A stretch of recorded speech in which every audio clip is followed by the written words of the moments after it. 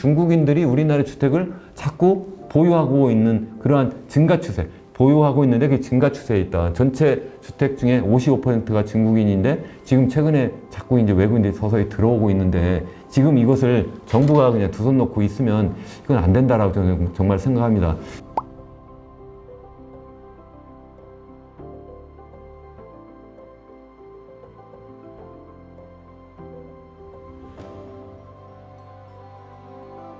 안녕하세요. 이현웅 교수의 경제포럼. 오늘도 함께 해주셔서 감사합니다. 오늘은 특별히 지난번 영상에 이어서 외국인들이 우리나라의 주택을 매입하는 문제에 관해서 우리가 과연 계속 손을 놓고 있어도 되는 건지에 대한 말씀을 드리려고 해요. 지난번 영상에서 말씀드린 것처럼 중국인들이 전 세계, 특별히 뭐 미국이라든가 캐나다, 그리고 호주, 뉴질랜드, 그리고 뭐 싱가포르, 뭐 이런 나라로 지금 뭐 대거 진출하면서 그 나라의 부동산 매입을 엄청나게 하고 있어요. 그렇게 되니까 그 나라의 주택 가격이 엄청나게 상승하고 있고 해왔고, 그래서 이에 대한 대응을 이들 국가들이 굉장히 강화하고 있거든요. 그래서 그러한 정책들을 현재 우리가 어떻게 바라봐야 되는지에 대한 말씀을 드리려고 해요. 다시 말씀드리면 이들 국가들은 현재 어떻게 하고 있는지를 보므로 해서 우리나라도 그와 비슷한 그러한 상황이 되기 전에 미리 그에 대한 어떤 정책을, 대책을 마련해야 된다 이렇게 생각을 하거든요. 그래서 그 문제에 대한 말씀을 드리려고 합니다. 특별히 제가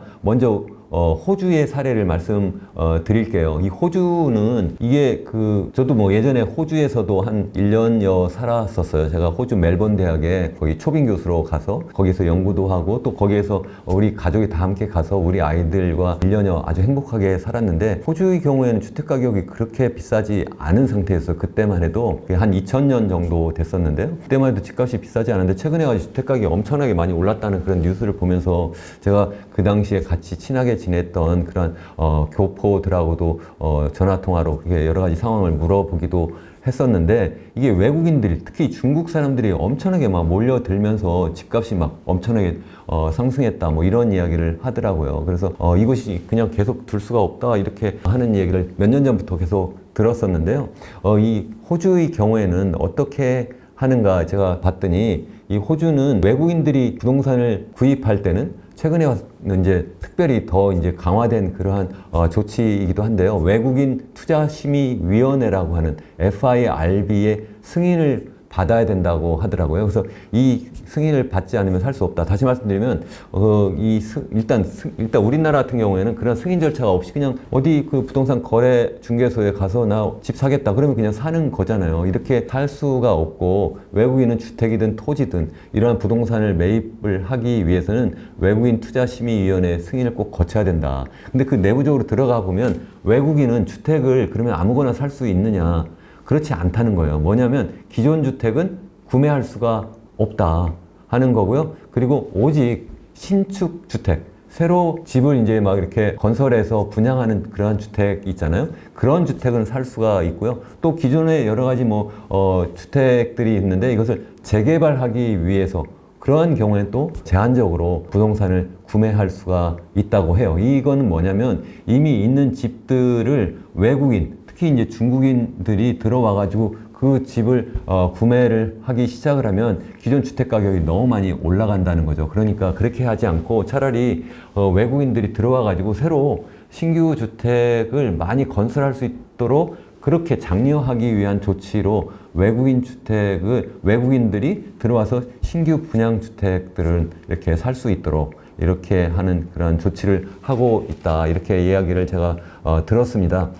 캐나다의 경우에는 또 더 심각한 문제를 현재 많이 갖고 있어요. 캐나다에서도 제가 한 1년 반 정도 또 살았었어요. 제가 캐나다 밴쿠버에 유니버시티 오브 브리티시 콜럼비아, 브리티시 콜럼비아 주립대학에서 제가 또 초빙 교수로서 제가 한 1년여 정도 지냈었는데요. 그게 한 2015년 도였어요. 그때 이미 중국인들이 많이 밴쿠버에 들어오면서 주택 가격이 막 상승하기 시작을 막 하더라고요. 그래서 야, 이걸 이렇게 그냥 계속 둘 수가 있나 했더니 그렇게 하지 않고 이미 그래서 그 주에서 외국인 구매자에 대해서는 구매 가격에 대해서 일정 세금을 추가적으로 이렇게 부과하기 시작을 막 했었거든요. 그래서 최근 자료를 보니까 구매 가격의 한 20% 정도, 우리나라 돈으로 예를 들어서 뭐 10억짜리 집을 샀다. 그러면 2억 정도는 외국인들은 추가적으로 그 세금을 부과하도록 이렇게 현재 하고 있어요. 그리고 또 온타리오 주 같은 경우에는 어떻게 하고 있느냐면 외국인 그 투기세라고 해서 비슷하게 외국인 구매자에 대해서는 전체 구매 가격에 대해서 25% 정도 세금을 부과하는 그러한 조치를 현재 하고 있다고 합니다. 다시 말씀드리면 브리티시 콜롬비아나 아니면은 이 온타리오 주가 제일 대도시고 외국인들이 몰리는 그러한 주거든요. 그래서 그쪽에 와서 중국인들이 특별히 많이 그 주택을 자꾸 구입을 하면서 주택 가격이 지금 엄청나게 많이 올라가고 있거든요. 그래서 그에 대한 세금을 추가적으로 이렇게 부과하고 있다 이렇게 말씀을 제가 드릴 수가 있는 거죠. 근데 이것도 이제 부족해서 집값이 너무 많이 막 올랐어요. 그렇게 많이 올라 버리니까 이 외국인들에 대해서는 지난해 1월 1일부터 2년 한시적으로 외국인 주택 소유 금지법이라는 것을 만들어서 아예 외국인들은 아예 주거용 부동산을 살 수 없도록, 이건 좀 전에 말씀드린 것처럼 브리티시 콜롬비아 주라든가 온타리오 주 정도가 아니라 전역에 캐나다 전국에서 저희 주거용 부동산, 다시 말씀드리면 주택을 구입할 수 없도록 아예 법으로 못을 박았어요. 그래서 당초에는 2년 예정으로 했는데 이것을 올해 초에 이것을 어떻게 했냐면 이거 안 되겠다 싶어가지고 다시 또 2년 연장을 했어요. 그래서 2027년 1월 1일까지. 그러니까 우리 식으로 하면 2026년 말까지죠. 그러니까 이것을 계속 연장을 하는 그러한 방식으로 해서 외국인들은 아예 주택을 매입할 수 없도록 이렇게 현재 하고 있습니다. 오직 이것을 구입하기 위해서는 캐나다 시민권자이거나 아니면 영주권자 또는 난민, 그 난민으로 인정된 그러한 사람들만 한정적으로 이걸 살 수 있도록 하고, 그게 아니면 외국인들 들어와가지고 캐나다에 주택을 구입할 수가 없도록 이렇게 법을 정해놨습니다. 근데 이미 때가 너무 늦어가지고요. 지금 이 캐나다에서 정작 살던 사람들이 많이 미국으로 지금 이주하고 있다는 그러한 또 보도도 제가 최근에 봤거든요. 집값이 너무 많이 올라가지고 그래서 지금 굉장히 그 주택 난을 현재 겪고 있어요. 제 아들도 지금 현재 캐나다에서 현재 거주하고 있는데 거기에서 지금 이제 일을 하고 있는데 주택 가격이 벌써 최근에 거기도 2배, 3배 이렇게 막 올라 버려가지고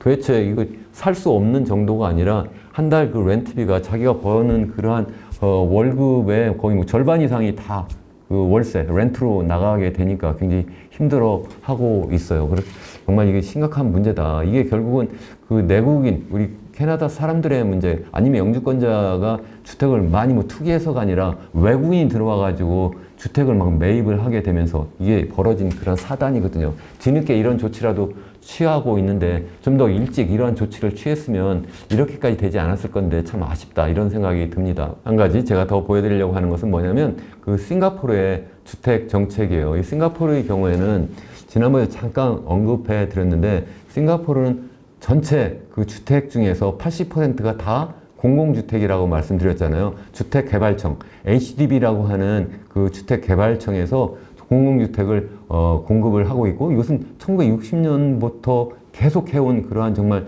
우리가 정말 본받아야 되는 그러한 주택 정책인데요. 그래서 이 공공주택을 전체 인구의 한 80%가 거주하고 있고, 그 중에서 한 90%는 자가 보유를 현재 하고 있어요. 이것 말고 그 민간주택은 한 20% 정도 있어요. 이 민간주택은 당연히 그 자유롭게 거래될 수가 있는데 그 좀 전에 말씀드린 그 HDB, 이 공공주택은 외국인들은 아예 구입을 할 수가 없는 그러한 상태예요. 다시 말씀드리면 이 HDB는 오직 내국인, 시민권자 플러스 영주권자에게만 이것을 매매하도록 이렇게 되어 있고, 그리고 오직 외국인들의 경우에 또는 그 내국인이라도 부자의 경우에는 이런 민간주택을 살 수 있도록 이렇게 하고 있어요. 그런데 이것도 보니까 너무 이게 중국 사람들이 막 몰려 들어오니까 최근에 그래서 이게 집값이 또 그것도 막 너무 많이 올라가는 거예요. 그래서 우리식으로 얘기하면 취득세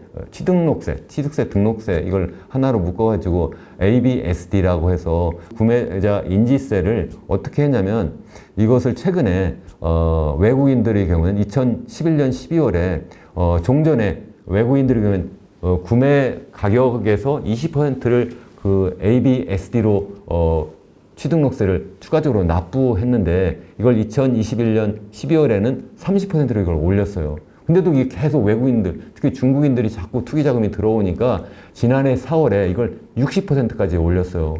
이거 60%면 어느 정도냐면요. 10억짜리 그러한 집을 10억짜리 아파트를 싱가포르에서 사게 되면, 물론 다시 말씀드리지만 이 공공주택은 아예 살 수도 없는 상태고 오직 민영주택을 사는데 10억짜리를 사게 되면 그러면 그 중에서 60%, 그러니까 다시 말씀드리면 6억은 추가적으로 등록세를 내야 된다는 거, 스탬프 듀티로. 그렇게 함으로 해서 이 외국인들이 싱가포르에 그러한 주택을 구입을 하는데 굉장히 부담을 갖도록 이렇게 하고 있어요. 이것뿐만 아니라 재산세 같은 경우는 뭐 다만 그 내국인과 외국인이 이렇게 동일하게 현재 0%에서 16%까지 이렇게 누진세로 되어 있는데, 단 비소유자 주택에 대해서는 이게 3만 달러 초과하면 한 20% 정도. 그러니까 전체 가격의 20%. 물론 그 일반적인 가격이 아니라 싱가포르의 경우에는 이걸 그 연간 이것을 만약에 임대를 줬을 때 임대함으로 해서 얻을 수 있는 연간 소득이 있거든요. 그걸 딱 annual value, AV라고 하는데 그것의 20%를 소위 이 재산세로 외국인들, 그러니까 다시 말해서 외국인들이 주로 이 집을 자기가 사가지고 거기에 살지 않는 경우잖아요. 비소유자 주택이라고 하는 것이. 그래서 비소유자 주택에 대해서는 이걸 아주 굉장히 3만 달러 이상 초과하는 경우에, 당연히 3만 달러 당연히 넘겠죠. 그러니까 그러한 경우에, 물론 3만 달러 안 될 수도 있습니다. 이거는 애니얼 밸류니까요. 다시 말씀드리면 임대소득이니까. 이것이 뭐 3만 달러 안 되면 10%에서 한 20%, 만약 그것이 넘으면 한 20% 정도의 그러한 재산세까지 부과하는 그러한 조치를 하고 있어요. 특별히 여기 재산세보다는 이 싱가포르에서 우리가 눈여겨봐야 될 거는 처음에 구입할 때 이 추가 구매자 인지세를 무려 구매 가격의 60%까지 부과한다. 그리고 더군다나 이 공공주택은 아예 구입할 수 없도록 원천적으로 봉쇄하고 있다. 이런 겁니다. 그런데 최근에 또 뉴스에서 보시면 일본의 경우에 지금 이 중국 사람들이 많이 몰려가고 있다는 거예요. 왜냐하면 중국이 보니까 코로나 상황에서 엄청난 고통을 겪었거든요. 집에서 꼼짝없이 갇혀 있을 뿐만 아니라 이미 주택 가격도 많이 올라가 있고 거기서 막 과잉 경쟁하고 여러 가지 그 경직된 그런 사회에서 살 수 없다고 이제 많은 사람들이 생각해서 뭐 미국으로 탈출한다는 얘기도 여러분 들어보셨고, 좀 전에 말씀드린 것처럼 호주, 캐나다로 도망가고 싱가포르도 가고 뭐 이렇게 하고 있는데 일본으로도 많이 가고 있다는 거예요. 그래서 최근에 일본의 주택 가격이 최근에 상승하고 있다, 이런 보도를 여러분들도 혹시 보셨을지도 모르겠는데, 일본의 경우에는 1990년도에 거품이 꺼지면서 주택 가격이 이게 한 4분의 1로 떨어졌었거든요. 그래가지고 계속 90년도 그 가격 수준까지도 회복이 안 된 상태였었어요. 그런데 최근에 이제 중국인들이 막 몰려 들어오면서 그 주택 가격이 최근에 뭐 대도시 아니면 홋카이도 같은 지역, 이렇게 살기 좋은 지역, 이런 지역에 지금 주택 가격이 최근에 뭐 거의 예전 수준까지도 막 따라가고 있다, 뭐 이렇게 최근에 상승하고 있다, 이렇게 현재 보도를 하고 있는데, 일본 같은 경우는 이미 주택 가격이 굉장히 낮은 상태이기 때문에 전혀 외국인 그 어떤 그 주택 구입에 대한 그런 어떤 제재 조치 아니면 추가적인 어떤 그 과세 조치가 전혀 없는 상태예요. 그런데 한국은 어떠냐는 거죠. 한국은 전 세계에서 가장 비싼 집을 갖고 있잖아요. 우리가 전 세계에서 가장 비싸다. 그래서 우리 PIR로 보면 서울 같은 경우에 평균적으로 주택 가격이 소득 대비, 그러니까 평균 소득과 평균적인 주택 이렇게 생각하면 한 20배에서 한 25배 정도 이렇게 된다. 다시 말씀드리면 우리가 뭐 평균적인 그 가구 소득이 연간 한 5천만 원 정도 될까요? 서울에서 5천만 원이라고 일단 생각을 해보면 주택 가격이 보통 평균적인 가격이 뭐 한 12억이라고 이야기를 하는데, 10억이라고 일단 생각을 해도 이게 어느 정도 돼요? 10억인데 5천만 원이니까 무려 20배잖아요. 그게 무슨 말씀이냐면 한 가구가 20년 동안 먹지도 않고 입지도 않고 쓰지도 않아야지만 평균적인 주택을 구매할 수 있는 거예요. 사실은 뭐 12억이 아니라 그 이상 20억, 30억짜리가 지금 서울에 지금 널려 있는데, 그런 주택은 정말 꿈도 꿀 수 없는 거죠. 그러니까 일반적인 우리 소득을 가지고는 도대체 구매할 수 없는 그러한 주택 가격으로 이미 다 올라가 버려 있는 상태예요.